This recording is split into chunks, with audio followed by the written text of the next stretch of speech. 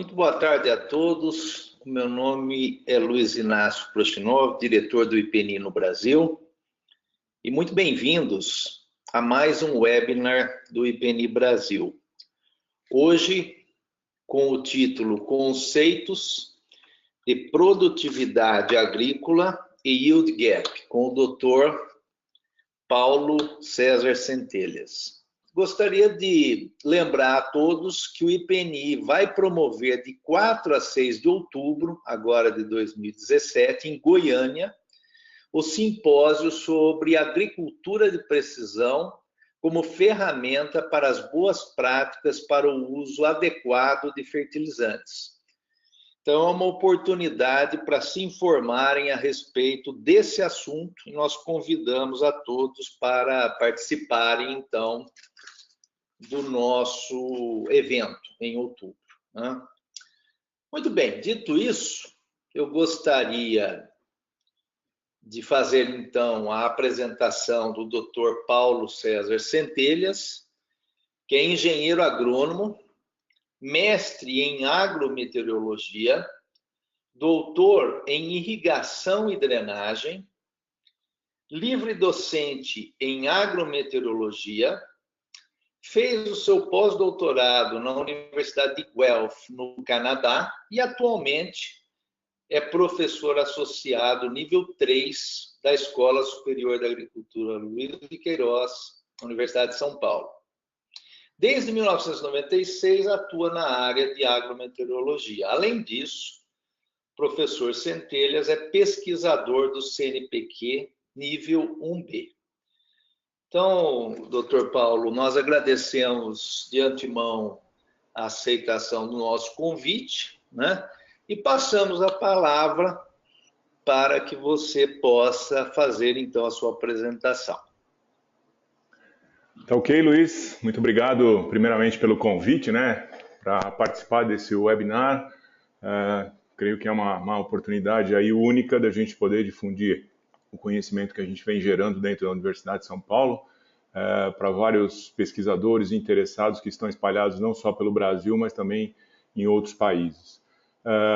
Muito bem, o tema que foi escolhido, né, ele está bem em concordância aí com o que o IPNI vem também difundindo, né, que é a questão dos conceitos de produtividade e principalmente o conceito de yield gap.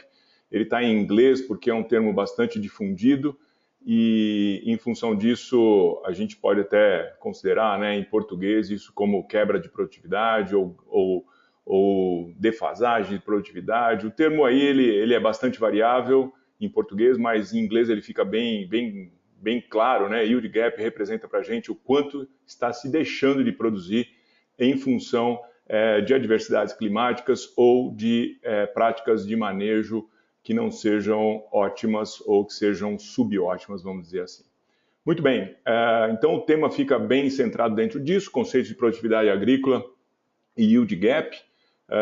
Como você já mencionou, eu sou lá do grupo de pesquisa em agrometeorologia, do Departamento de Engenharia de Biosistemas da Exalc, onde eu atuo desde 96. A apresentação vai ter basicamente esses 6 tópicos em que eu vou estar falando aí dos fatores determinantes da produtividade agrícola, vou estar falando sobre definições e conceitos de produtividade agrícola e yield gap, uma série de exemplos que eu vou apresentar dos estudos que a gente vem realizando aqui na Exalc sobre yield gap no Brasil, tentando definir quanto que é o peso disso advindo do déficit hídrico, quanto vem do manejo agrícola. Vamos falar um pouquinho sobre produtividade agrícola relacionada à variabilidade climática, principalmente com relação ao evento El Niño Oscilação Sul, né, que tem as suas fases quentes ou quente e fria, que quente é o El Niño e a fria é o Laninha, como todo mundo conhece. Vamos falar de estratégias que a gente pode adotar para minimizar o impacto da variabilidade climática no yield gap das culturas agrícolas e vamos fechar aí com algumas considerações finais. Muito bem, dentre os fatores determinantes da produtividade agrícola, né, a gente pode dizer que esse componente é um componente extremamente importante porque ele mede a eficiência da produção agrícola como um todo, então a eficiência que se tem dentro de uma área agrícola é medida, obviamente, pela produtividade. Logicamente, a produtividade que a gente está mencionando aqui é a produtividade agronômica, e, obviamente, a gente também tem a rentabilidade, porque não podemos pensar só no quanto está se produzindo, mas precisa se pensar também em quanto está se gastando para produzir isso. Mas no contexto que a gente vai abordar aqui hoje, é basicamente em cima da questão da produtividade agrícola, e a gente pode dizer que a produtividade agrícola é influenciada por uma série de fatores, dentre esses fatores, as condições climáticas. No entanto, não são só as condições climáticas que vão impactar a produtividade. Quem trabalha no dia a dia da agricultura sabe bem disso, mas a ideia aqui é mostrar a grande interrelação que todos os outros fatores vão ter com a condição do clima da região de cultivo. Então a gente vai ter impacto do tipo de solo, a gente sabe que cultivar, o ciclo de maturação vai ter importância dentro do contexto da produtividade, espaçamento, população de plantas, preparo e correção do solo, adubação, uso de inoculantes, no caso da soja, o teor de matéria orgânica do solo, a ocorrência de pragas e doenças, a ocorrência de plantas daninhas, se a cultura é uma cultura de sequeiro ou ela está submetida a níveis de irrigação, se existe rotação de culturas ou não, e tantos outros fatores que são importantes para definir o nível de produtividade que vai ser obtido numa determinada área. Obviamente, as condições climáticas têm um papel muito importante dentro desse contexto. Por quê? Porque todos os outros fatores que a gente está relacionando, excluindo as condições climáticas, eles são fatores que são mais, vamos dizer assim, manejáveis pelos produtores.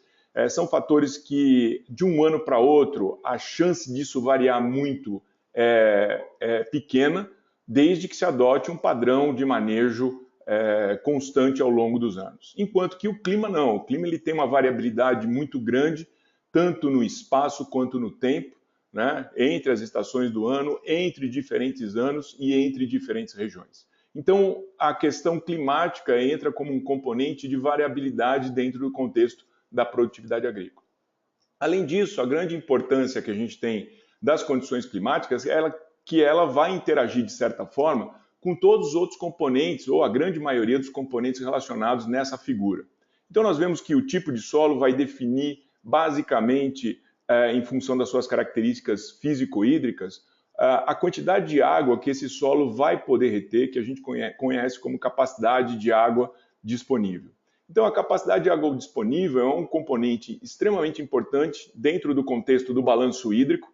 Então, ponderando-se ou balanceando-se o que entra de água, né, fazendo o balanço entre o que entra de água pela chuva ou irrigação, o que sai de água pelo processo de evapotranspiração, isso define quanto de água vai ter disponível no solo, mas esse aspecto também sofre a influência do tipo de solo, ou seja, quanto de água esse solo pode reter. Então vejam que o tipo de solo está estritamente relacionado com o clima, porque muitas vezes uma condição de clima boa pode ser penalizada por uma condição de solo, né, do ponto de vista físico-hídrico ruim. Cultivar, ciclo de maturação, também é um componente importante dentro do contexto da produtividade agrícola, mas está totalmente relacionado com a questão de condição climática. Ou seja, uma determinada cultura, vamos pegar o exemplo da cultura da soja, vai ter os seus grupos de maturação ou ciclo de cultivo condicionado pelas condições meteorológicas. Então, para cada faixa de latitude que nós temos no Brasil e outros países do mundo, nós vamos ter os grupos de maturação, que são aqueles genótipos que vão mais se adequar a cada uma dessas condições. E, obviamente, isso vai definir o nível de produtividade. Espaçamento e população de plantas também são dois componentes da produtividade que são condicionados pelas condições meteorológicas, pelas condições do clima da região, sendo que, normalmente, quando se tem uma grande abundância de precipitação, né, um balanço hídrico extremamente favorável para a cultura, há a possibilidade de se colocar mais plantas por hectare, porque elas vão competir menos por água e nutrientes naquele ambiente. Num ambiente mais restritivo, a gente vai ter que reduzir essa população de plantas, mexer no espaçamento, e um exemplo clássico disso é o que a gente tem para milho safra, milho safrinha, em que para o milho safra a gente tem uma população de plantas maior do que no caso do milho safrinha.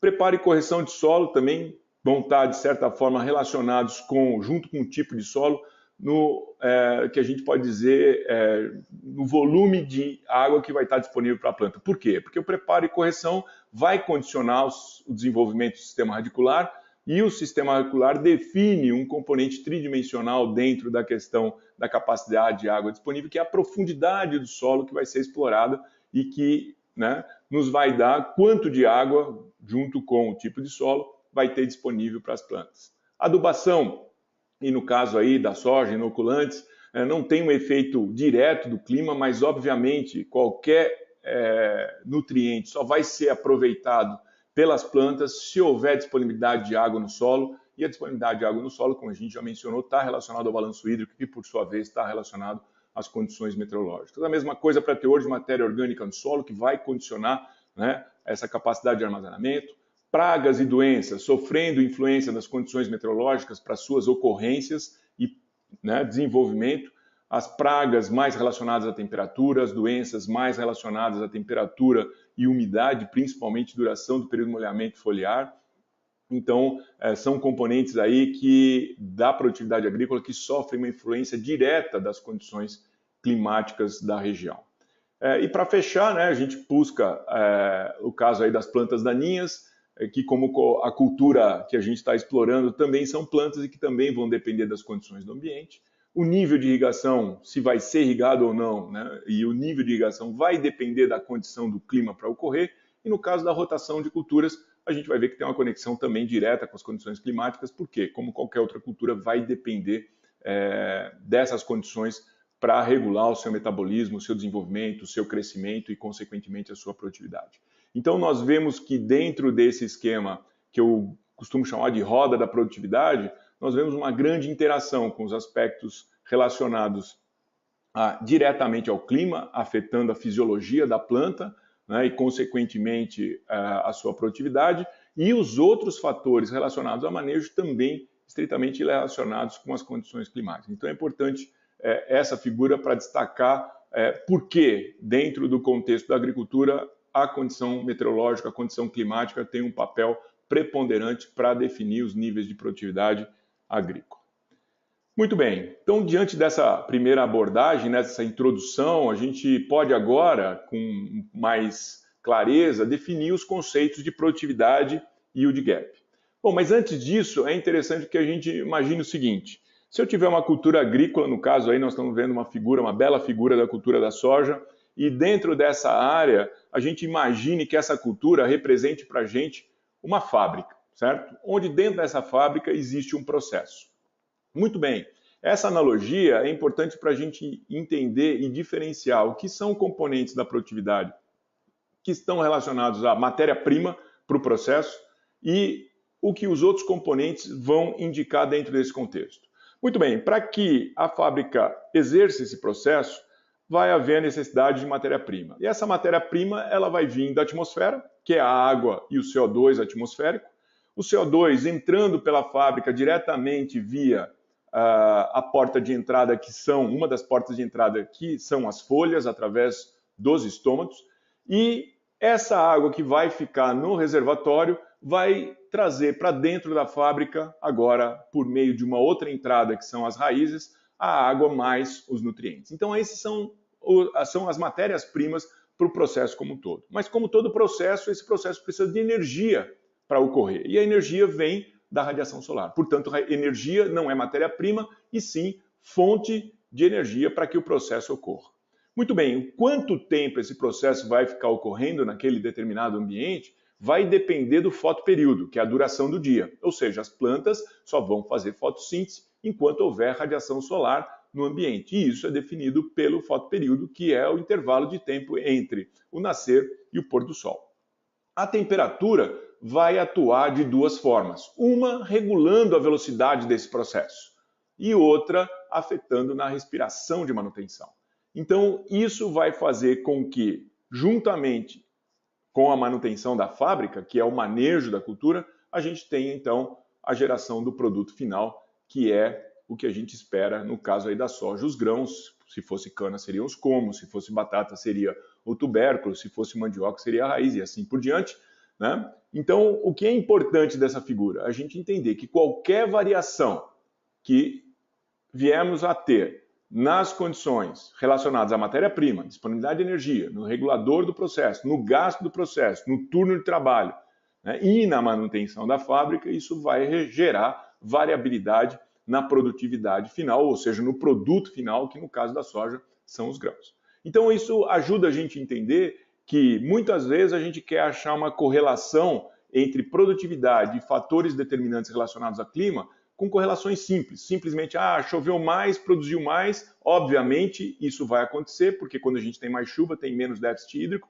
mas na realidade o processo é muito mais complexo do que isso e não adianta nada a planta estar bem suprida de água se não houver energia suficiente para gerar o processo de fotossíntese. Como também não adianta nada a planta estar bem suprida de energia e bem suprida de água se a temperatura for muito baixa, estiver abaixo ou próxima da temperatura base da cultura, que ela também não vai estar realizando fotossíntese. Ou seja, o resultado final vai depender da interação complexa entre todos esses componentes que nós vimos aqui, sejam eles matéria-prima, energia, regulador do processo, gasto e turno de trabalho, além de que a manutenção da fábrica através do controle de pragas, doenças e plantas daninhas também é muito importante para definir o nível de produtividade.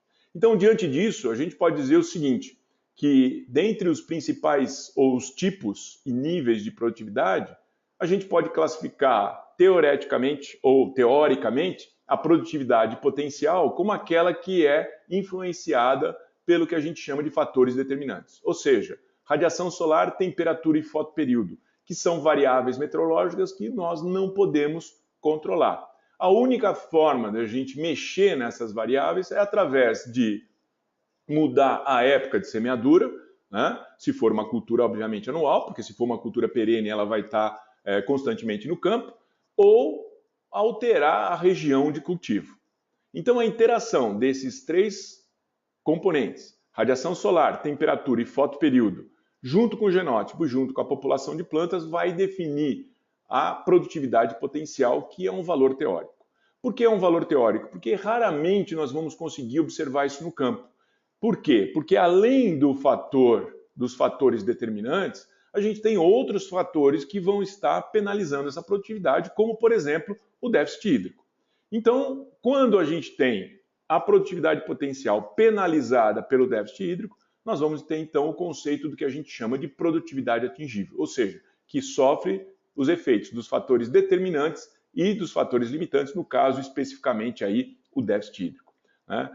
No caso do déficit hídrico, nós já estamos envolvendo aqui as questões do balanço hídrico, que envolve capacidade de água disponível do solo, crescimento do sistema radicular, né, o tipo de solo que está envolvido, teor de matéria orgânica, adubação, correção do solo em profundidade, ou seja, todos aqueles aspectos que a gente viu na roda da produtividade, eles vão estar envolvidos na produtividade atingível. Veja que a produtividade atingível, assim como a produtividade potencial, é um valor teórico. Ou seja, seria, no caso da produtividade atingível, a produtividade de uma cultura de sequeiro, né, em condições ótimas de manejo. Enquanto que a produtividade potencial seria a produtividade de uma cultura irrigada, com lâmina plena, ou seja, sem déficit hídrico e também com condições ótimas de manejo. Então vejam que esses dois valores, eles são considerados como valores teóricos. Por quê? Porque nós temos dificuldade de, no campo, eliminar todos os fatores relacionados, né? Ou seja, conseguir uma condição de manejo ótimo dentro da cultura. E muitas vezes isso pode acontecer, obviamente, mas, né, na grande maioria das vezes o que vai acontecer é o seguinte, que se for uma cultura irrigada, né, dependendo do nível tecnológico, e aqui o A e o B significam isso, alta tecnologia ou baixa tecnologia, então essa cultura irrigada, além dos fatores determinantes, vai sofrer efeito dos fatores limitantes, que é o caso do déficit hídrico, porque nem sempre a gente consegue irrigar a cultura com tudo que precisa, e também do que a gente chama de fatores redutores, que está aqui abreviado como RED, mas de redutores no sentido que vão fazer com que a produtividade máxima que você poderia obter naquele ambiente seja reduzida em função do manejo agrícola, e aqui destacado como manejo da cultura. Então veja que nesses dois casos, dependendo do nível tecnológico, nós vamos ter os efeitos do manejo da cultura e do manejo da irrigação, da lâmina que vai ser aplicada, e a gente sabe que nem sempre a gente irriga com a lâmina ótima.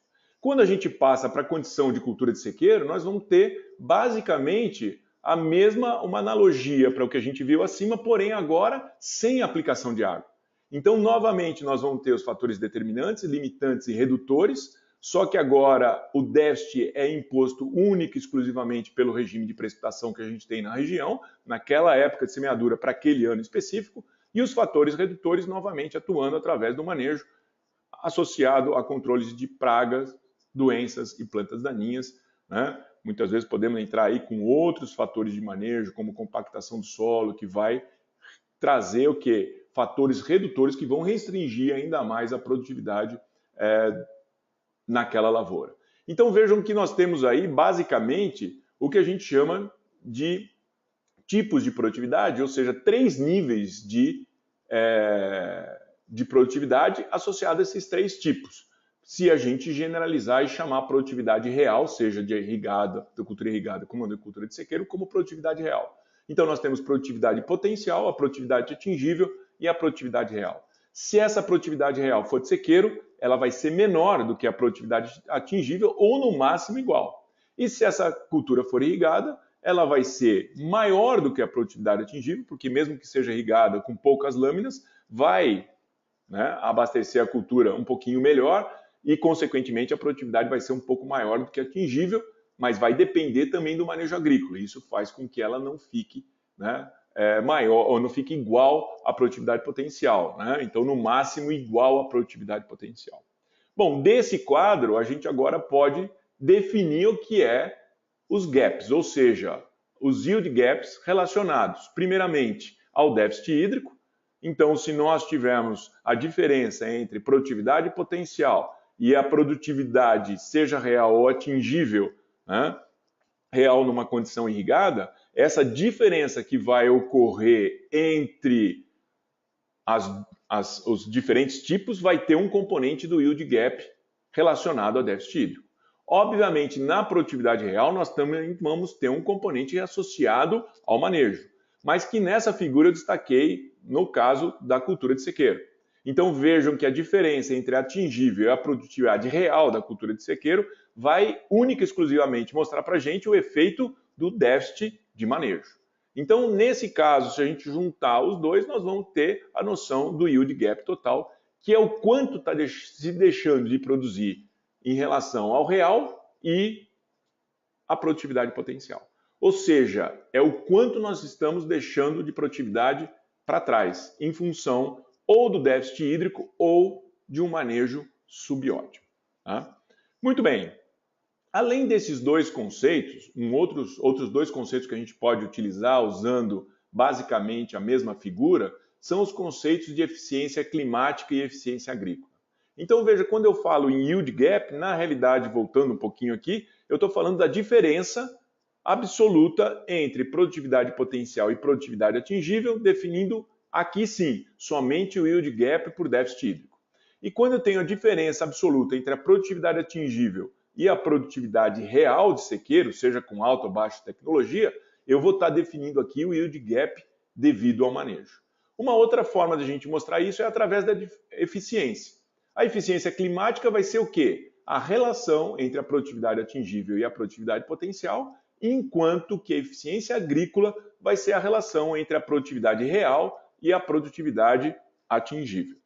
Então, esses 2 conceitos que estão aqui, muitas vezes a gente também usa isso para qualificar como está o ambiente para a produção agrícola, ou seja, uma perda de produtividade para a cultura de sequeiro, que você não teria, a princípio, como sanar, pelo fato de ser o quê? Algo imposto pelo ambiente, e para uma cultura de sequeiro não há possibilidade de nós sanarmos essa deficiência hídrica. A única forma seria através da irrigação, mas como a gente está falando de uma cultura de sequeiro, eu vou estar mensurando o quê? O quão o ambiente foi eficiente em fazer com que a minha produtividade atingível chegasse próxima da produtividade potencial. Então, uma eficiência climática de 100% significa o quê? Que eu tive o quê? Produtividade atingível igual à produtividade potencial.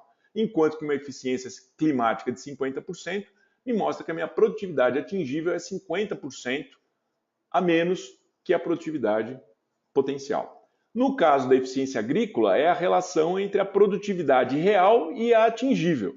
Então, essa relação vai me mostrar o quanto eficiente eu fui no meu manejo. Então, quando a produtividade real se aproximar ou for igual à atingível, isso quer dizer o quê? Que a eficiência agrícola é de 100% e eu consegui, naquele ambiente, explorar o máximo que o clima estava me possibilitando para uma cultura, no caso aqui de sequeiro. Enquanto que se eu tiver uma eficiência agrícola de 50%, isso está indicando que eu estou deixando de produzir 50% devido ao manejo ineficiente ou subótimo que eu adotei ao longo do ciclo da cultura. Tá? Muito bem, em função disso, definidos os conceitos, nós vamos passar agora para mostrar uma série de estudos que a gente vem fazendo aqui na Exalc, né?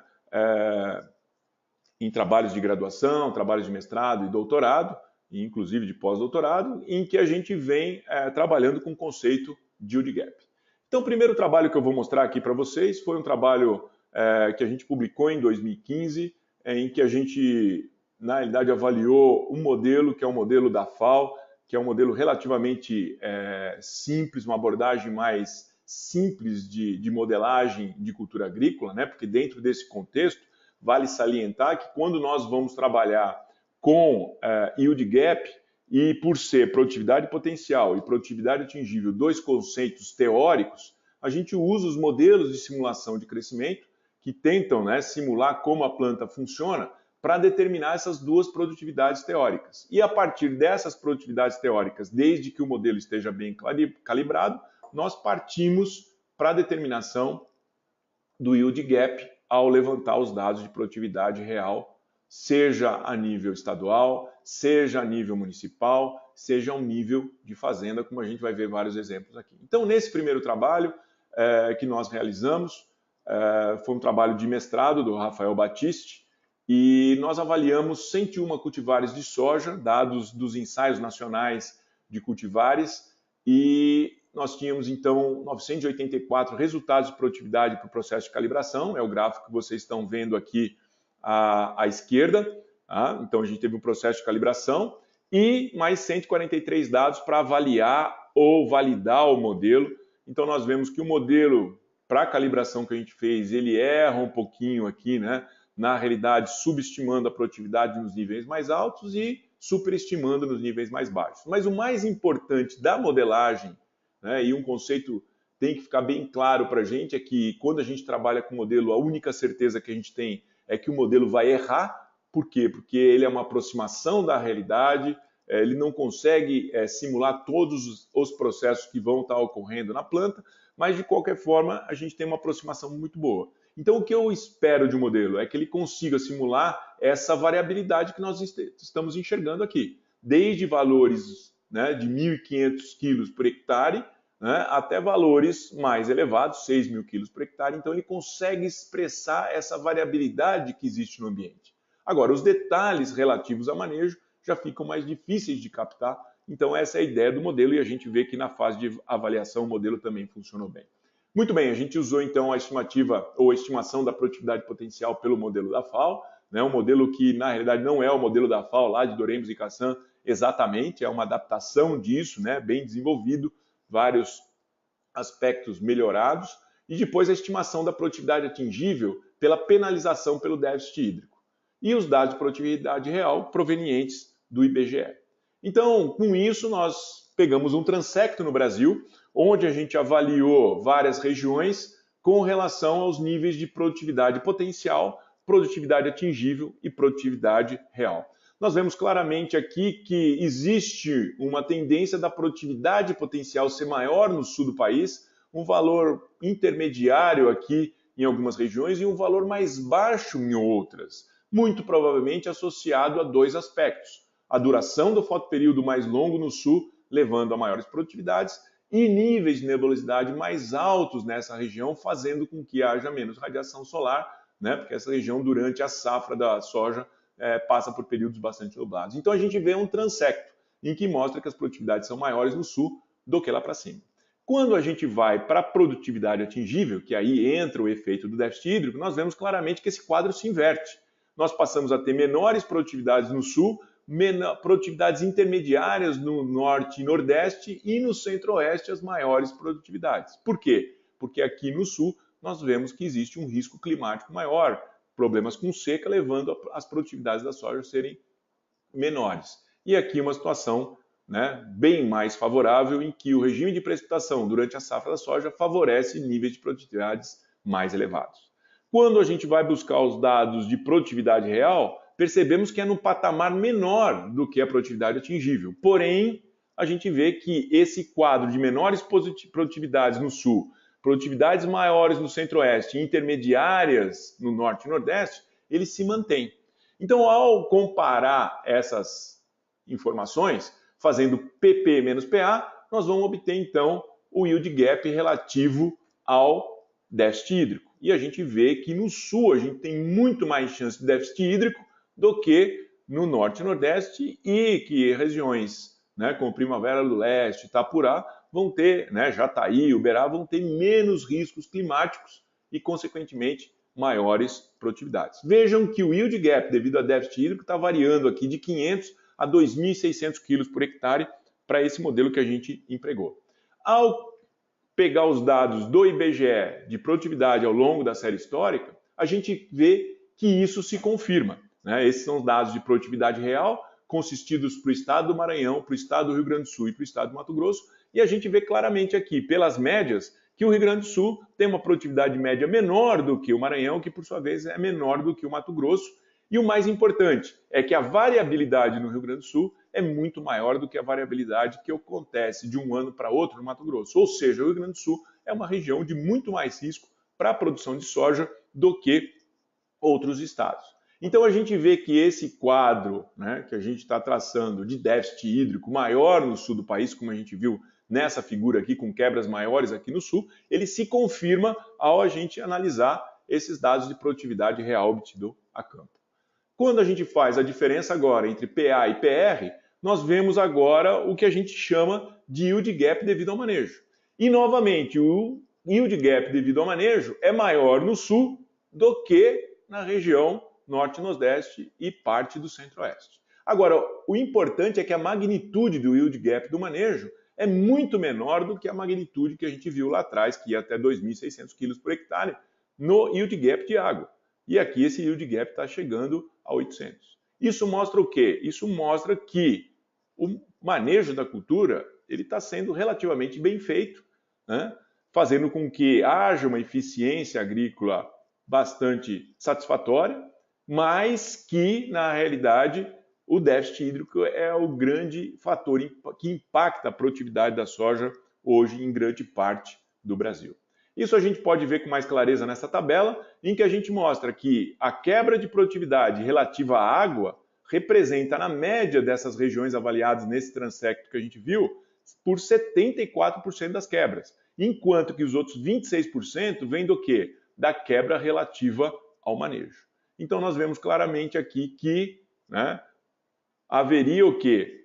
A possibilidade de se ganhar produtividade melhorando o manejo, mas que as ações de manejo que vão levar a uma exploração melhor do perfil de solo, elas teriam muito mais efetividade. Por quê? Porque a gente tem, né, uma quebra de produtividade muito maior, 1.300 quilos aqui na média, por água, enquanto que a quebra por manejo ela está em torno de 462 quilos por hectare. Então esse é um exemplo clássico, um trabalho publicado na Journal of Agricultural Science em 2015 e que aí depois a gente evoluiu para outros trabalhos.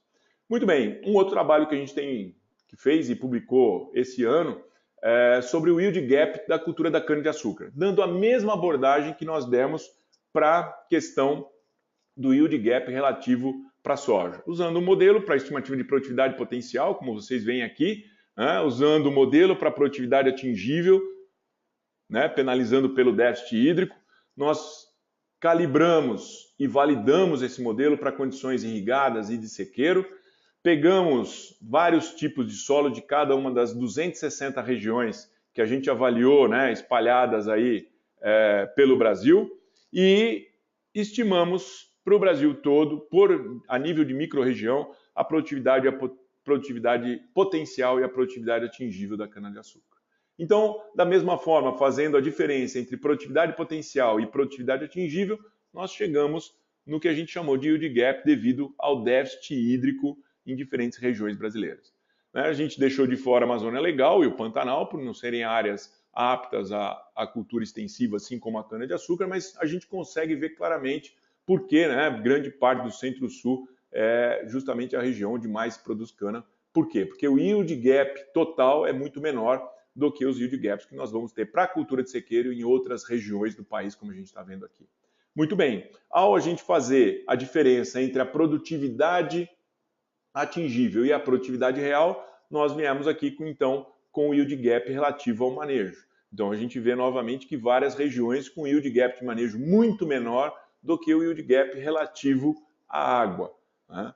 Então a gente consegue visualizar que aqui está de São Paulo, a região Centro-Sul como um todo, né, com bons níveis de manejo, e a gente observa que outras regiões produtoras do Nordeste também com bons níveis, principalmente nas áreas que a gente tem irrigação. Então a irrigação mascara um pouco o efeito do manejo, porque está sendo aplicado a água, então essa produtividade que nós estamos vendo aqui é uma produtividade, na realidade, irrigada e, de certa forma, o manejo aí está sendo mascarado. Mas, de qualquer forma, nas regiões de sequeiro, esse mapa é bastante útil para mostrar o quanto está se perdendo de produtividade devido ao manejo e, no mapa anterior, o quanto está se perdendo de produtividade devido à água.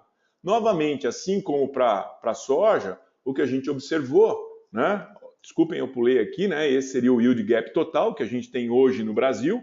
Então, a gente vê justamente, né, a região centro-sul aqui, pegando o norte do estado do Paraná, sul do Mato Grosso do Sul, grande parte do estado de São Paulo, Triângulo Mineiro e sul de Goiás, como as principais regiões produtoras, onde o yield gap vai ficar em torno de 80 a 100 toneladas por hectare. Ou seja, se perde isso de produtividade a cada ano em função de fatores relativos à água e fatores relativos a manejo. Quem pesa mais? Quem pesa mais, novamente, é a água. A água é responsável, o déficit hídrico, por cerca de 75% das quebras de produtividade, enquanto que o manejo responde por 24% dessas quebras. Obviamente, algumas regiões isso varia, para o estado de São Paulo, o principal estado produtor de cana, está entre 70% e 30%. Se a gente vai para regiões do Nordeste, o peso maior, obviamente, vai muito mais para a questão da água, do déficit hídrico, enquanto que no Rio Grande do Sul, onde ainda não é uma área efetivamente de expansão da cana-de-açúcar, apesar de já haver alguns cultivos na região, né, o problema ainda lá é muito mais de manejo do que de água. Então vejam que essas informações são importantes para balizar ações que possam minimizar esses gaps mais para frente. Uma outra abordagem que a gente deu na mesma linha foi usando agora 3 modelos diferentes. Esse foi um trabalho do Henrique Dias, uma dissertação de mestrado, em que a gente usou o próprio modelo da FAO, que já foi utilizado no trabalho anterior, usamos o DESAT Can Grow, que é um modelo mecanístico, e o OPSIM Sugarcane também. Calibramos esses modelos e validamos esses modelos, como a gente vê claramente aqui nessas figuras, usando o mesmo conjunto de dados aqui. Foram 600 dados que foram utilizados para fazer esse processo de calibração e validação. Então, os gráficos de cima são do processo de calibração e os gráficos de baixo do processo de avaliação ou validação do modelo. E depois nós fizemos o quê? Juntamos esses 3 modelos num modelo só, quer dizer, fizemos um ensemble, ou seja, a combinação, a média desses modelos para estimar a produtividade. Com essa produtividade média, nós determinamos para várias partes do Brasil o yield gap relativo à água, déficit hídrico em azul, manejo em vermelho. E da mesma forma como foi usando um modelo só, o que a gente observou é que o yield gap devido à água representa cerca de 72% das quebras de produtividade, enquanto que o yield gap relativo ao manejo responde só por 28%. Novamente, enfatizando a grande importância do déficit hídrico na produtividade da cana-de-açúcar, principalmente na cana de sequeiro. Na sequência, um outro trabalho feito também com o modelo DESAT, para a cultura de arroz de terras altas, com o modelo Oriza, para o estado de Goiás. Nessa situação, a gente também calibrou o modelo, né? Vocês vejam aqui o box plot que mostra os dados observados e os dados simulados. Obviamente, o modelo, como eu já disse, ele simula e não vai mostrar exatamente o que ocorre no campo, mas dentro do contexto de aplicação disso para fins agrometeorológicos, a gente vê claramente que existe uma concordância bastante interessante aqui. Depois, os dados para várias regiões, a gente vê que existe uma concordância, onde os dados são mais altos, onde abaixa a produtividade, o modelo consegue simular isso. Com esse modelo, a gente gerou, então, os mapas de produtividade potencial e produtividade atingível, e, nesse caso, serviu o quê? Para definir apenas o yield gap devido ao déficit hídrico. Então, para uma semeadura em outubro, o arroz de terras altas teria, em média, no estado de Goiás, uma quebra devido ao déficit hídrico da ordem de 1.500 quilos. Quando a gente avança para uma semeadura de janeiro, essa quebra já sobe para 2.500 quilos. Então, esse tipo de abordagem mostra claramente que a época de semeadura afeta o yield gap, né? Então é importante a gente estar atento a isso. Na sequência, um trabalho realizado com a cultura do milho, na realidade são 2 trabalhos aqui, um pelo Duarte e outro pelo Darós, em que nós fizemos uma abordagem usando o modelo da FAO para entender o yield gap relativo, misturando safra e safrinha no estado de São Paulo, várias regiões do estado de São Paulo sendo analisadas, primeiro no trabalho do Duarte, em que a gente avaliou a produtividade potencial, a produtividade atingível e a produtividade real que a gente tem no estado. E a gente, nesse caso, conseguiu ver que o yield gap, devido ao déficit hídrico, ele tem um peso menor que o yield gap devido a manejo. Por quê? Porque nessa média de 4.000 quilos por hectare entram todas as produtividades de milho, desde os grandes produtores até os pequenos produtores que usam essa cultura para subsistência ou para alimentação de animais e assim por diante. Então, veja que aqui o yield gap, devido ao manejo, acaba tendo um peso maior. Ao contrário da soja, que a gente viu claramente que o déficit hídrico tem um peso maior na quebra de produtividade. Por quê? Porque no caso da soja, ela é uma cultura mais tecnificada e nós normalmente não vamos ter pequenos produtores. Podemos ter pequenos produtores mais altamente qualificados ou tecnificados, enquanto que o milho já é uma cultura um pouco diferente em relação a isso. Um outro trabalho também só fazendo produtividade potencial com produtividade atingível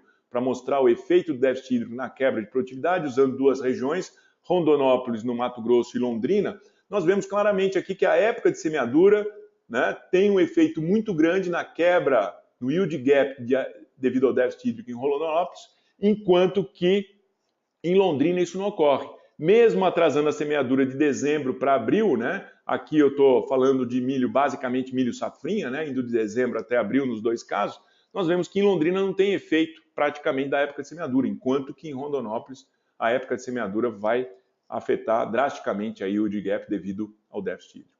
Bom, para a cultura da mandioca, fizemos também um estudo semelhante. O Vices foi um trabalho de conclusão de curso aqui, onde ele calibrou modelos. Veja que o modelo teve um desempenho bastante satisfatório, usando dados de 71 safras para determinar basicamente a produtividade potencial atingível e comparar isso com as produtividades reais obtidas em diferentes regiões do Brasil.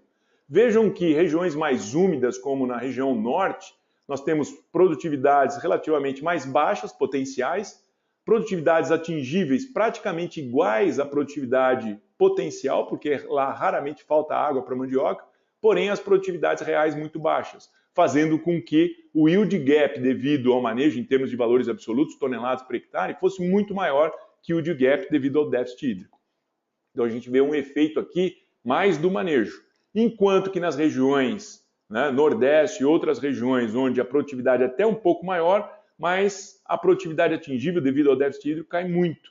E, consequentemente, a produtividade real também é baixa, mas com uma eficiência climática maior, com uma eficiência climática menor, o yield gap devido ao déficit hídrico maior do que o yield gap devido ao manejo. Então, nessas regiões, a gente percebe claramente que diferentes estratégias de ação teriam que ser usadas para minimizar esses gaps, seja por manejo, seja pelo manejo para proporcionar uma maior disponibilidade de água para a cultura nas diferentes regiões. E, para finalizar, um trabalho recente, feito a nível de fazenda, onde a gente pegou aqui para a safra 13 e 14, né? A gente tem isso para outras safras, mas aqui é só um exemplo, onde a gente tem várias épocas de semeadura para a cultura do algodão, a produtividade potencial calculada, a produtividade atingível sendo determinada aqui e a produtividade real obtida a campo. Então nós vemos que, conforme vai atrasando a época de semeadura, vai havendo o quê? Um aumento no yield gap devido ao déficit hídrico, enquanto que o yield gap devido ao manejo é extremamente variável, dependendo também do que acontece com o clima, principalmente na cultura do algodão, porque a gente tem aí questões relativas a pragas e doenças que são muito importantes e relacionadas às condições de clima. Mas, de qualquer forma, isso é importante para mostrar para o produtor, né, aonde que está havendo a perda de produtividade na propriedade dele em função, né, desses 2 componentes, ou seja, água ou manejo. E agora sim, o último, falando um pouco sobre uma cultura que normalmente não se trabalha muito com essa abordagem, que é a cultura do eucalipto. Esse também é um trabalho recente que a gente ainda está em desenvolvimento, mas só para vocês verem aí o nível de calibração que a gente já conseguiu aí usando dados de várias empresas florestais que tem um nível de manejo bastante apurado, né? A gente pegou alguns experimentos para avaliar, então a gente vê também que o modelo teve um desempenho bastante satisfatório e a gente aplicou esse modelo para definir o quê? Em termos de volume de madeira, metro cúbico por hectare, acumulado ao longo de 7 anos para um determinado clone, quais os níveis de produtividade potencial, os níveis de produtividade atingível e as quebras, né? Comparando com a produtividade real, que é o amarelo aqui. Então veja que na fazenda D a gente teve o quê? Uma quebra devido ao déficit hídrico maior que o manejo.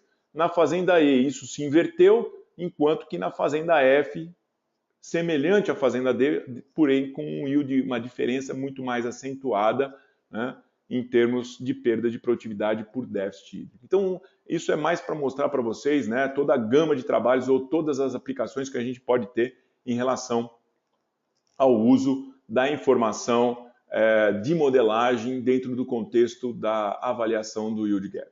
Muito bem, como que a variabilidade climática pode afetar a produtividade agrícola, né, principalmente relacionada ao El Niño Oscilação Sul, ou seja, como pode afetar a produtividade agrícola, consequentemente afetar o yield gap.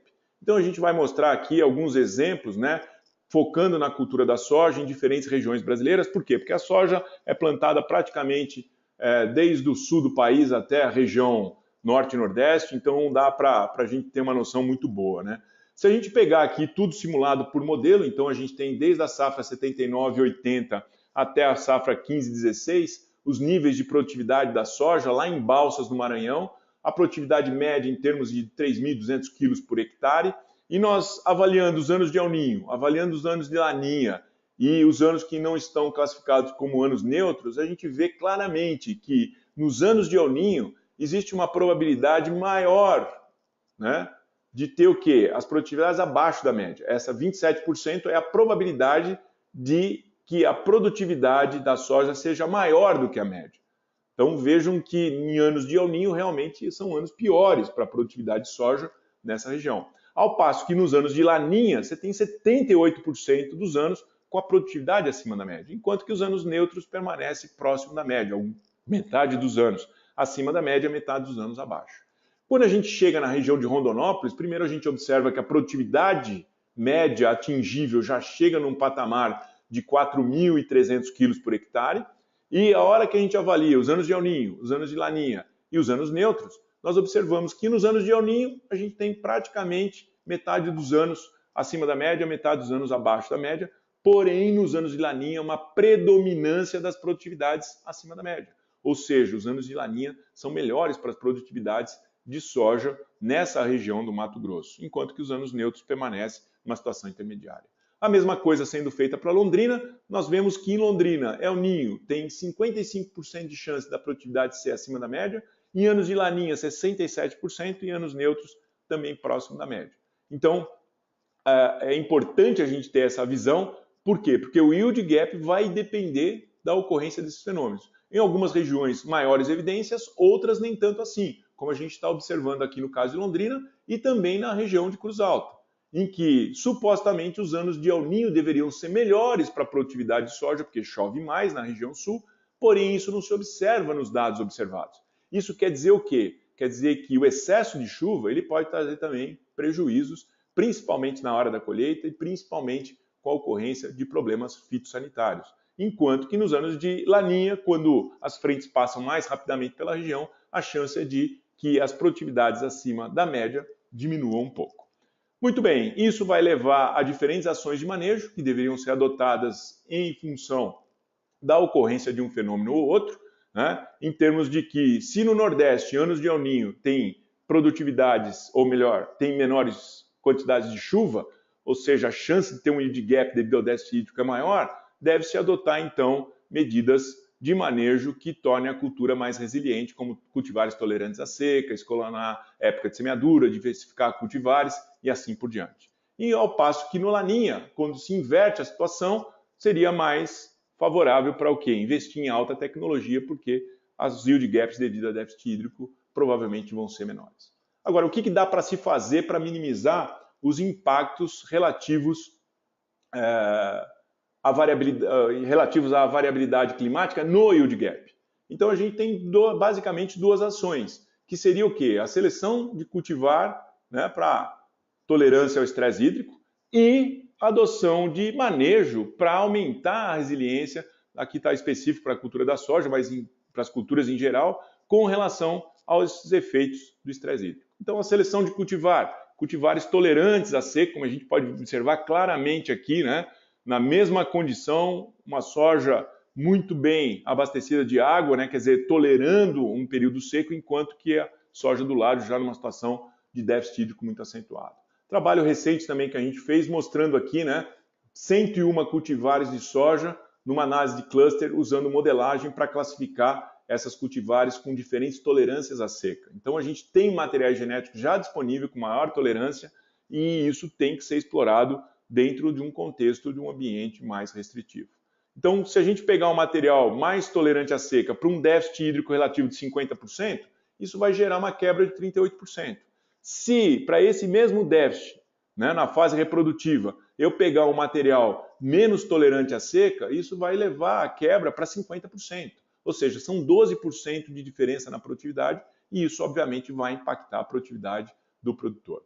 Escolher a época correta da semeadura, isso é importante, né, dentro do contexto do zoneamento de risco climático. Não vou me delongar aqui porque vocês já conhecem bem essa ferramenta, é uma ferramenta de política pública do Ministério da Agricultura que mostra claramente quais são as melhores janelas de cultivo para cada região, em cada condição de solo e para cada tipo de cultivar. Então veja que isso já está sendo mudado. Hoje o Ministério, uma notícia recente, mostrando que o nível de risco, que antes era só de 20%, hoje está expandindo para 30% e 40%, dando mais possibilidade e flexibilidade a esse zoneamento de risco climático.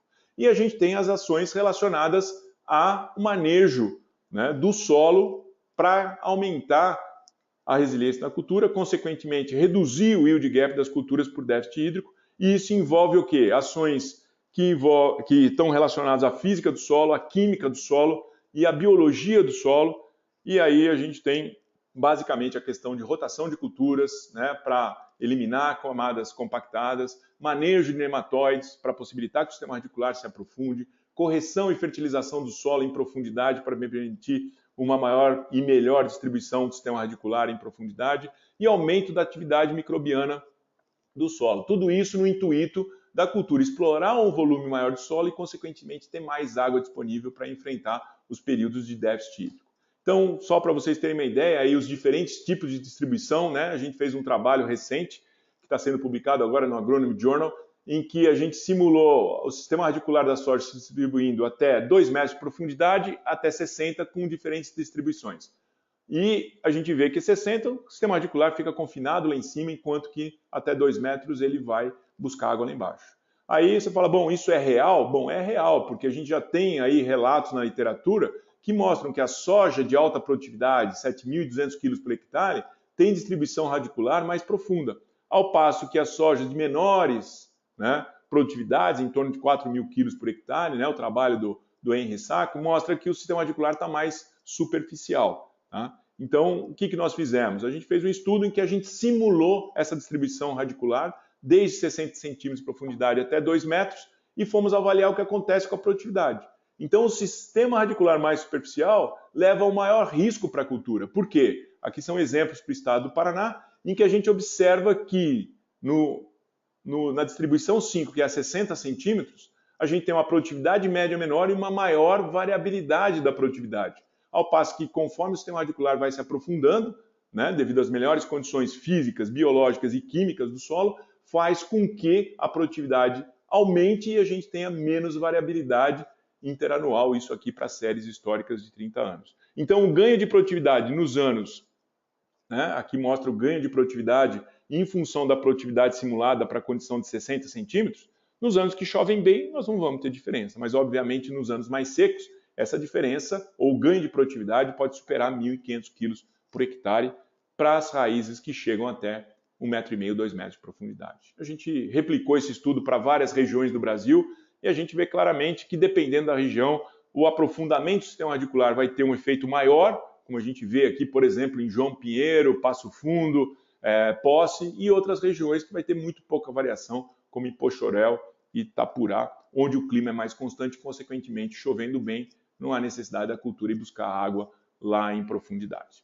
Muito bem, com isso a gente chega às considerações finais desse webinar, em que a produtividade das culturas agrícolas depende da interação entre o genótipo, que é cultivar, grupo de maturação, hábito de crescimento, tolerância à seca, do ambiente, que é clima e solo, e do manejo. Então nós vimos que a produtividade potencial é a interação do genótipo com o ambiente, principalmente radiação, temperatura e fotoperíodo, que a produtividade atingível é a interação do genótipo mais ambiente, incluindo nesse caso aqui a chuva e a capacidade de água disponível do solo, e que a produtividade real está associada à interação do genótipo com o ambiente sob a influência do manejo, e o manejo da CAD é um manejo extremamente importante, além do controle de pragas, doenças e plantas daninhas, para fazer com que a cultura mais bem nutrida, com solo bem corrigido, consiga explorar um volume maior de solo. Em função da alta influência do ambiente na definição dos níveis de produtividade, a variabilidade climática deve ser um dos componentes a ser considerado na escolha das cultivares a serem semeadas e na definição das ações de manejo, especialmente quando a gente tiver sob influência dos eventos El Niño e Laninha, onde esses eventos são mais pronunciados, ou seja, tudo no sentido de minimizar as perdas, ou seja, os yield gaps. Muito bem, a produtividade das culturas, sua variabilidade, os fatores que as condicionam podem ser melhor entendidos quando a gente lança a mão do uso de modelos de simulação da cultura, né, ajudando a definir aí os yield gaps decorrentes de clima ou manejo. Então, essa distinção entre o yield gap, se ele vem mais do clima do manejo, vai permitir a gente adotar ações para minimizar isso, e algumas dessas ações a gente acabou de ver nos itens anteriores. E por meio das produtividades potencial e atingível, estimadas aí pelos modelos de simulação de crescimento de culturas e da produtividade real obtida a campo, a gente pode então determinar o yield gap decorrente do déficit hídrico ou a eficiência climática e o yield gap decorrente do manejo ou a eficiência agrícola, sendo que a proporção entre elas irá depender da região, da época de semeadura, do cultivar empregado e do nível tecnológico dos produtores. Bom, pessoal, com isso a gente chega ao final desse webinar, né?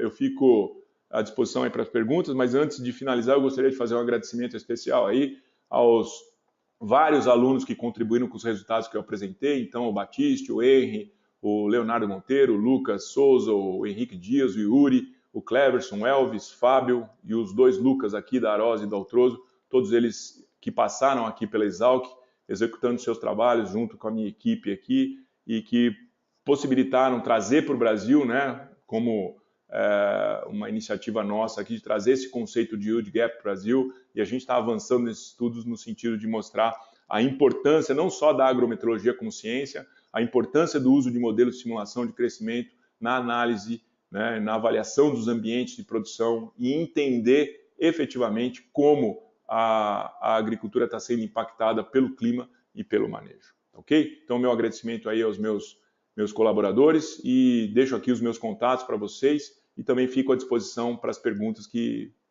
porventura, vocês tenham encaminhado para o Luiz. Ok? Muito obrigado. Muito obrigado, doutor Paulo Centelhas, pela apresentação, né? Muito clara e didática. Nós temos aqui algumas considerações, né? Algumas perguntas. Infelizmente, eu acredito que nós não vamos ter condição de atender a todos, mas eu iria direto já para uma primeira, que seria no sentido, Paulo, se você poderia fazer algum comentário sobre esse esforço que está sendo realizado para a confecção do mapa, né, um atlas mundial sobre o gap, né? Como que isso está sendo feito e como isso vai poder ajudar a agricultura e em especial, a nossa situação aqui no Brasil.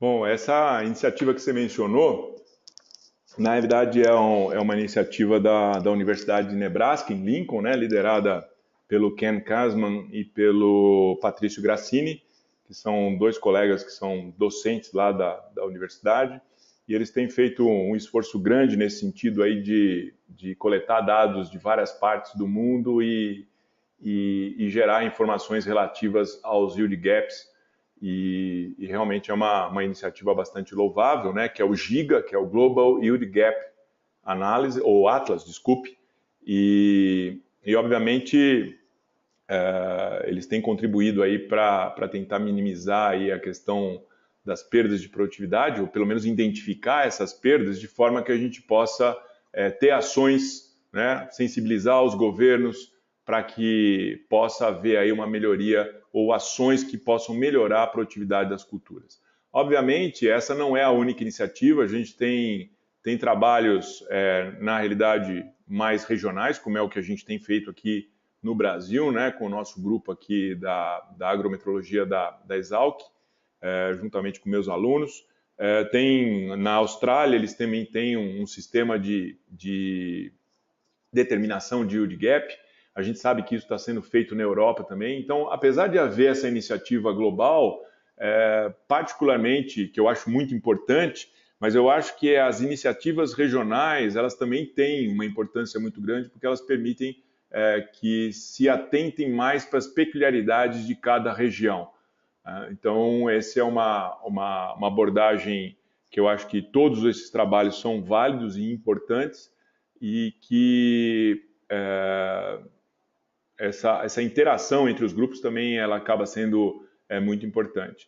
Eu até aproveito para fazer, você também está envolvido, né, Luiz, fazer uma propaganda aí. A gente vai estar junto com o Patrício Grassini, o próprio Luiz Prochinov vai estar também com a gente, e o François Affolter, no Congresso Brasileiro de Agrometrologia, que vai ser em agosto, em Petrolina, onde nós vamos ter lá uma mesa redonda sobre yield gap, e nós vamos estar discutindo aí todas essas iniciativas sendo feitas a nível regional e a nível global, né?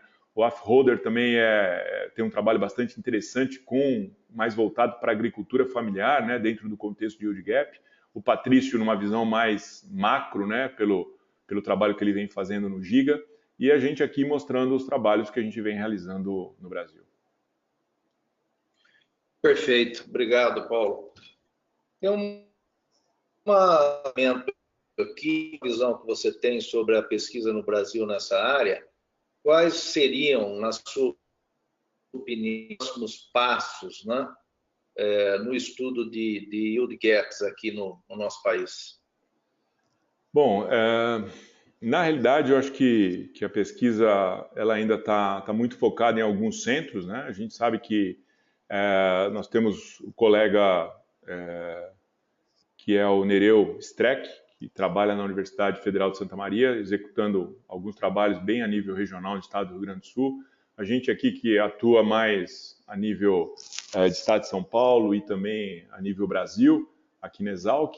E, assim, tem outro colega que é o Alexandre Heinemann, que está trabalhando na Embrapa Arroz e Feijão também, com uma iniciativa para yield gap para a cultura do arroz. A gente, inclusive, foi parceiro naquele trabalho que eu mostrei para vocês a respeito de arroz de terras altas. Ele foi um colaborador daquele trabalho, um colaborador muito importante, por sinal. Mas o que eu vejo assim, a gente está numa fase inicial dessas análises, obviamente focando muito numa escala muito macro. Obviamente existe a necessidade de pesquisas mais bem focadas no sentido de determinar realmente qual é a confiabilidade dos modelos para a determinação da produtividade potencial e produtividade atingível. Por quê? Porque essas duas produtividades é que vão balizar a definição do que efetivamente é o yield gap que está vindo de manejo e o yield gap que está vindo do déficit hídrico. Então, eu acho que ainda existe espaço, né, para a gente ter esforços aí que possam fazer com que esses modelos fiquem cada vez mais confiáveis. E nesse caso, qualquer tipo de modelo, não vamos nos restringir só a modelos mecanísticos. A gente sabe que tem trabalhos a nível mundial, principalmente feito pelo um colega que chama Lobel, que também tem trabalho junto com o Patrício Grassini e outros pesquisadores, não só dos Estados Unidos, no mundo, em que eles têm usado também modelos estatísticos e que têm mostrado aí uma importância muito grande dentro do contexto da definição do yield gap. Então, no Brasil, eu acho que a gente está, de certa forma, cobrindo aí uma parte disso, mas veja, o Brasil é um país que tem vários climas, diversas culturas sendo exploradas, e hoje eu listei para vocês aí meia dúzia de culturas, né, que a gente vem trabalhando. Então, há uma necessidade de se fazer esse yield gap para N outras culturas que são também muito importantes para o Brasil, como citros, como café, e outros grãos como feijão, o próprio arroz. Então há espaço aí, a gente tem que caminhar bastante, mas de qualquer forma o primeiro passo foi dado, né? E acho que a iniciativa da gente ter vocês aqui do IPNI focando nisso, ter o Congresso Brasileiro de Agrometeorologia, que congrega aí os pesquisadores de todo o Brasil na área de agrometeorologia, focando uma mesa redonda nesse sentido, né? A gente despontando, né? Porque boa parte desses trabalhos que a gente está produzindo nessa linha, nós estamos publicando eles em revistas internacionais. Então, isso tudo já, quer dizer, o pontapé foi dado. Agora falta a gente criar uma base sólida, gerar mais ciência em cima disso, tudo no sentido de trazer uma contribuição aí para a sociedade, né, para a agricultura do Brasil como um todo, em evidenciar onde que nós temos espaço para fazer nossas produtividades aumentarem, né? Veja que nós estamos num contexto de mudanças climáticas em que sempre existe aquela expectativa em relação ao que vai acontecer. Será que a produtividade vai diminuir? Será que a produtividade vai aumentar? Quais são as ações de manejo que nós vamos ter que adotar para minimizar ou mitigar os impactos das mudanças climáticas? E nesse conceito, os modelos eles são muito importantes. Então, quanto mais pesquisa a gente puder fazer nesse sentido, melhor ainda. E quando a gente fala modelo, eu não estou me referindo a esquecer da parte fitotécnica, né? Isso é fundamental porque é do dado fitotécnico que a gente consegue calibrar e validar esses modelos. Então, é uma parceria muito grande entre a área de fitotecnia e a área de agrometeorologia e modelagem como um todo. Muito bem. Bom, nós estamos com o nosso tempo esgotado, infelizmente, né? Antes de encerrar, eu gostaria novamente de agradecer ao Dr. Paulo Centelhas pela apresentação, pela disponibilidade em atender ao convite do IPNI. Eu gostaria só de fazer um link direto, né, entre o que foi dito e a nossa área, né, que é a área de nutrição de plantas, que é com relação ao perfil do solo, né? Nós temos a situação que é muito clara que em várias culturas o maior problema está relacionado, e o yield gap está relacionado mais à água, né, do que propriamente ao manejo.